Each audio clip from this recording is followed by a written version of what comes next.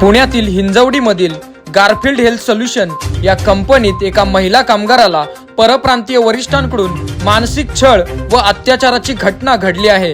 यामुळे त्या महिलेचा अपघाती गर्भपात झाल्याचे महिलेने गंभीर आरोप केले असून यावर आता महाराष्ट्र नवनिर्माण सेना आक्रमक झाली असून पोलीस प्रशासन यावर कारवाई करणार का असा प्रश्न उपस्थित केला जात आहे। हिंजवडी आयटी क्षेत्रामध्ये अशा पद्धतीने बरेच प्रकार सध्या चाललेले आहेत की कामगारांना कोणीही कामगार म्हणून कन्सिडर करत नाही। या ज्या महिला आहेत त्या गारफील्ड नावाची जी कंपनी आहे त्या कंपनीमध्ये गारफील्ड हेल्थ सोल्युशन नावाची कंपनी आहे, ही मल्टीनॅशनल कंपनी आहे। त्या कंपनीमध्ये काम करत होते, त्यामुळे HR डिपार्टमेंटला काम करत होते। असंही नाही की बाबा कुठेतरी एखाद्या डिपार्टमेंटच्या कामगार आहेत, HR डिपार्टमेंटला काम करत असलेली व्यक्ती ज्यावेळी प्रेग्नंट राहतात तर प्रेग्नंट राहिल्याच्या नंतर त्यांनी काय पहिल्याच महिन्यामध्ये कंपनीला कळवलं पाहिजे।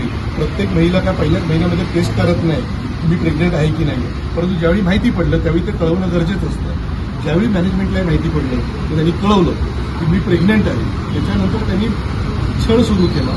तर पहिली गोष्ट ही गारफील्ड नावाची जी कंपनी आहे त्याला मराठी लोक कंपनीमध्ये लोक करतात, त्या पद्धतीने स्टेटमेंट देखील ती लोक करत असतात आणि ते कळवल्याच्या नंतर त्यांचा जो ह्या पद्धतीने छळ चालू केला त्या छळाच्यामुळे त्यांचं मिसकॅरेज झालेलं आहे आणि ही घटना घडलेली आहे फेब्रुवारी महिन्यामध्ये। फेब्रुवारी महिन्यामध्ये घटना घडल्याच्या नंतर त्यांना सांगण्यात आलं की तुम्हाला 2 महिन्याची सुट्टी घ्या, तर 2 महिन्याचं पेमेंट आमची कंपनी करेल इथपर्यंत सांगण्यात आलं। परंतु मार्च महिन्यामध्ये ज्यावेळी मिसकॅरेज झाल्याच्या नंतर त्या महिलेने पोलीस स्टेशनमध्ये येऊन स्वतःची तक्रार दिली। मॅनेजमेंटशी देखील बोलणं चाललेलं होतं, मॅनेजमेंट त्यांना पुन्हा कामावरती घ्यायला तयार नाही।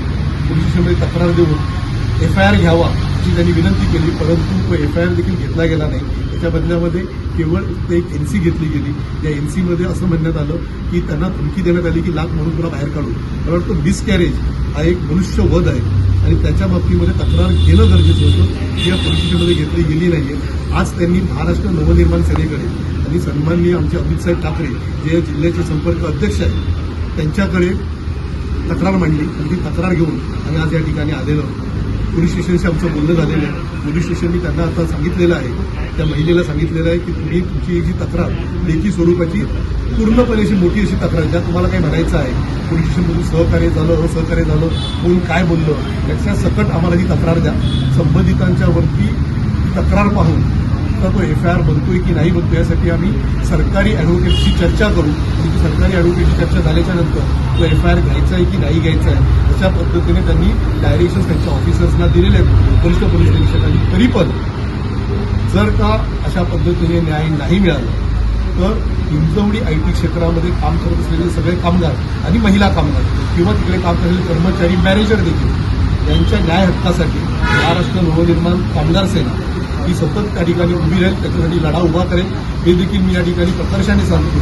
कारण काय आहे की या क्षेत्रामध्ये रिप्रेझेंट करण्यासाठी कोणती युनियन नाही, त्याच्यामुळे मालक लोक चेकाळलेले आहेत। त्यांचे जे मॅनेजर्स आणि डायरेक्टर्स आहेत त्यांची बस्ती वाढलेली आहे आणि ही बस्ती उतरवणं गरजेचं आहे। आणि मराठी माणसाच्या बाबतीमध्ये की मराठी माणसांनी आमच्या कंपन्यांमध्ये कामच नाही केलं पाहिजे असा जर का स्टँड या कंपन्यांचा असेल तर मराठी एरियामध्ये या कंपन्या कशा पद्धतीने काम करतात हे देखील बघू। त्यांना लिगली जेवढं काही आम्हाला त्यांना प्रत्येक गोष्टीमध्ये बांधता येईल तेवढ्या सगळ्या गोष्टीमध्ये आम्ही बांधू आणि त्यांना मराठी कामगारांनाच या ठिकाणी कामावरती घ्यायला लावू हे या ठिकाणी आम्ही जमून सांगतो आणि ह्या गोष्टी महाराष्ट्र नवनिर्माण सेना 100% करून जातो।